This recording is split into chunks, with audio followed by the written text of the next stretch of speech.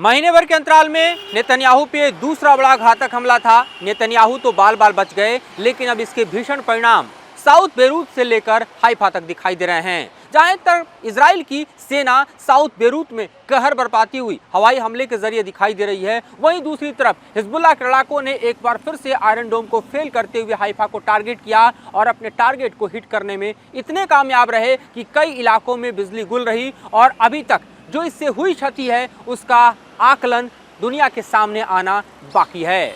लेकिन नेतन्याहू को जिस तरह से टारगेट किया गया उससे साफ पता चलता है कि हिजबुल्लाह नसरुल्लाह के नेतृत्व को खोने के बाद अगर सबसे बड़ा किसी से बदला लेना चाहता है तो वो दरअसल नेतन्याहू हैं। दूसरी तरफ ईरान के सुप्रीम लीडर खमेनेई अपने अंतिम विदाई से पहले जिससे हिसाब चुकता करना चाहते हैं वो कोई और नहीं बल्कि नेतन्याहू हैं। और इसीलिए आप देखिए तो इस वक्त लगातार टारगेट जो सेट किया जा रहा है वो सिसरिया का इलाका है जहां पर नेतन्याहू का आवास है। एक महीने के भीतर देखें तो ये दूसरा बड़ा हमला था। अक्टूबर के महीने में ही हमने देखा था कि किस तरह से दरअसल नेतन्याहू के आवास को टारगेट किया गया था। उस वक्त भी नेतन्याहू अपने आवास पर नहीं थे। इस बार भी जब फ्लैश बॉम्ब से अटैक किया गया तो वो अपने आवास पर नहीं थे और ना ही उनका कोई परिजन था। लेकिन जिस तरह से ये हमले बार बार उनके घर को टारगेट कर रहे हैं उससे साफ पता चलता है कि किस तरह से इजराइल में इस वक्त नेतन्याहू संकट में दिखाई दे रहे हैं। उन्हें तो अपने बेटे की शादी तक टालनी पड़ी क्योंकि इस तरह के जलसे को इस तरह के भीषण युद्ध के बीच अंजाम देना संभव नहीं हो पाया। लेकिन अगर हम टारगेट पर देखें तो सिर्फ और सिर्फ नेतन्याहू और नेतन्याहू का आवास दिखाई नहीं देता, बल्कि आप देखें तो आईडीएफ के हेडक्वार्टर्स, खासतौर पे मोसाद के हेडक्वार्टर्स, और उसके अलावा आप देखिए तो आईडीएफ के तमाम वो सेंटर्स जहां से वॉर ऑपरेट किया जा रहा है वो भी लगातार हिजबुल्लाह के टारगेट पर है और वहां भी भीषण हमले हो रहे हैं। इस बीच जो रिपोर्ट हमारे सामने आ रही है वो कम चौंकाने वाली नहीं, क्योंकि खास तौर पे जो हाइफा को टारगेट किया गया है, हिजबुल्लाह ने टारगेट किया है, उसके जो आंकड़े बतलाते हैं उसके मद्देनजर आप यूँ समझिए कि कई इलाकों में बिजली गुल हो गई, यानी पावर स्टेशन हिट हुए, यानी उसका टारगेट बेहद सटीक रहा। कुछ रॉकेट जो हैं वो बताए जाते हैं कि वो कारमेल में हिट किए, कितना नुकसान हुआ उसका आकलन अभी बाकी है। साथ ही आईडीएफ के जो सेंटर्स हैं वहाँ पर भी रिपोर्ट्स हैं और साथ ही जो खास तौर पे आप देखिए जो नेवल बेसेस हैं वहाँ पर भी टारगेट किया गया। साथ ही रिपोर्ट के मुताबिक जो नशर फ्यूल बेस है वहाँ पर भी हिजबुल्लाह ने अपने टारगेट को हिट करने में कामयाबी हासिल की। इससे आप साफ समझ सकते हैं कि किस तरह से हाइफा इस वक्त सबसे ज़्यादा हिजबुल्लाह के टारगेट पर है और दूसरा टारगेट अगर हिजबुल्लाह कहीं सेट कर रहा है तो नेतन्याहू हैं। नसरुल्लाह को मारने के बाद से ही हम देख रहे हैं कि हिजबुल्लाह किस तरह से पूरा का पूरा हिसाब दरअसल अदा करने के लिए नेतन्याहू को टारगेट पर लिए हुए है। लेकिन एक लंबी फहरिस्त है जिसे हम देखें तो इजराइल ने दरअसल हमास के खिलाफ, हिजबुल्लाह के खिलाफ और ईरान के खिलाफ अंजाम दिया।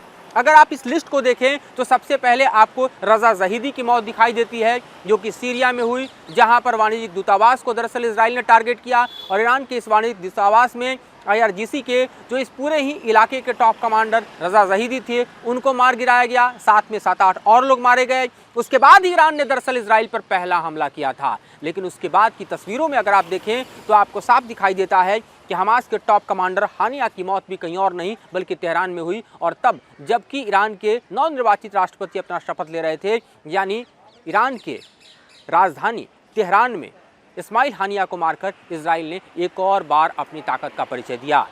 साथ ही आप देखिए तो दूसरी तरफ जब वॉर पलटा तो हिजबुल्लाह के चीफ नसरुल्लाह को भी इजराइल ने मार गिराया। और उसके बाद आप देखिए तो हमास के सबसे टॉप कमांडर, सबसे बड़े लीडर के तौर पर देखा जाए तो दरअसल ये पूरा का पूरा वॉर जो है उसको नेतृत्व कोई और नहीं बल्कि सिनेवार कर रहे थे, और सिनेवार को भी मौत के घाट उतारकर इजराइल ने अपने दमखम का परिचय दिया।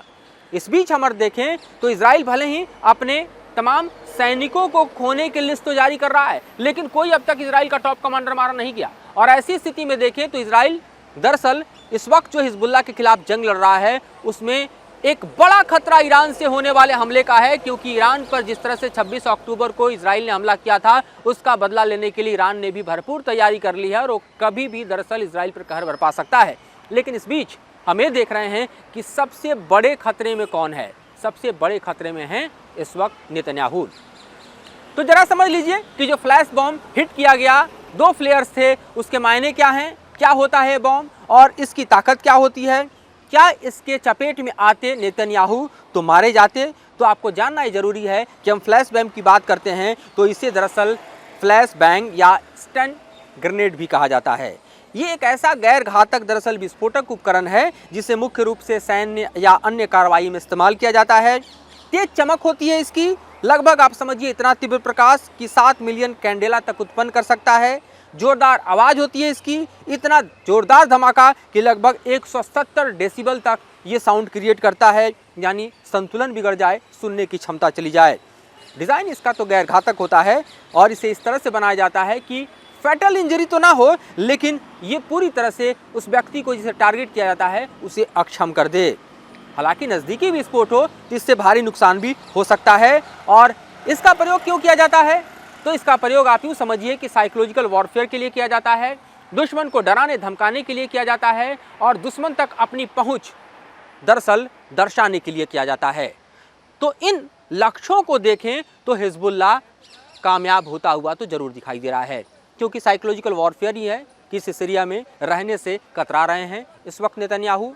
ये दरअसल इम्पैक्ट ही है इस हमले का कि इस वक्त इजराइल पूरी तरह से बौखलाया हुआ है। साथ ही साफ तौर पर देखा जाए तो जिस तरह से साउथ बेरूत में दरअसल एयर स्ट्राइक्स किए जा रहे हैं वो ये बतलाने के लिए काफ़ी है कि किस हद तक दरअसल इस वक्त इजराइल जो है वो हिजबुल्लाह के साथ जंग लड़ने के लिए आमादा है। लेकिन दूसरी तरफ हिजबुल्लाह की तरफ से जो तस्वीरें आ रही हैं वो भी ये बतलाने के लिए काफ़ी है कि वॉर एक तरफा नहीं है।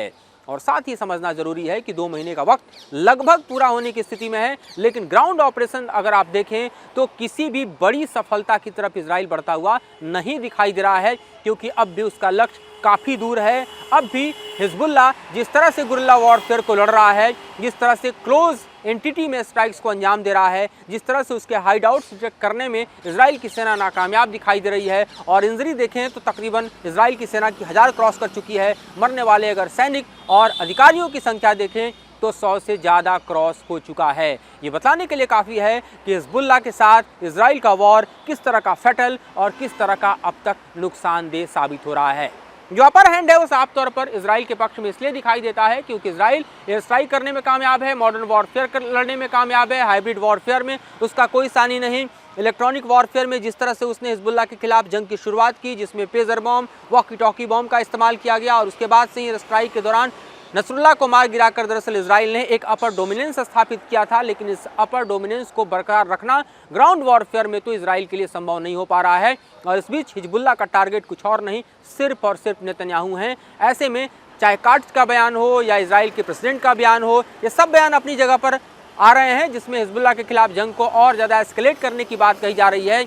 लेकिन ये भी देखना बेहद दिलचस्प है कि अभी तक अमेरिका जो है वो बैलेंसिंग एक्ट करता हुआ दिखाई दे रहा है, क्योंकि दूसरी तरफ अरब में बदल चुकी है तस्वीर। अरब के जो इस्लामिक देश हैं वो साथ आ चुके हैं। सऊदी का ईरान के साथ आना अपने आप में एक बड़ा मैसेज है और कहीं न कहीं ईरान जो कि इजराइल पर हमले के लिए तारीख तय कर रहा है उस पर भी सबकी निगाहें गड़ी हुई हैं, क्योंकि इस बार का हमला सिर्फ ईरान अकेले नहीं करेगा। ये मालूम है कि इस बार का हमला हिजबुल्लाह भी करेगा और साथ ही हूती की तरफ से भी रॉकेट्स और ख़ास तौर पे मिसाइल दागे जा सकते हैं। तो परिस्थितियां इस वक्त ऐसी है जब इजराइल को ट्रंप का इंतजार है। ट्रंप कब आएंगे? तो 20 जनवरी के बाद। लेकिन इस बीच हम देखें तो दरअसल जो सीज फायर के कंडीशंस हैं वो फिर से एक बार धराशायी होते नजर आ रहे हैं, क्योंकि वॉर फिर से एस्केलेट कर चुका है। हाइफा से लेकर आप देखिए तो साउथ बेरूत तक हो रहे हमले बतलाने के लिए काफ़ी है कि किस तरह से इजराइल और हिजबुल्लाह की जंग जो है और भड़कती जा रही है और नेतन्याहू पर हमले के बाद ये जंग और ज़्यादा भीषण और भयावह रूप अख्तियार कर चुकी है।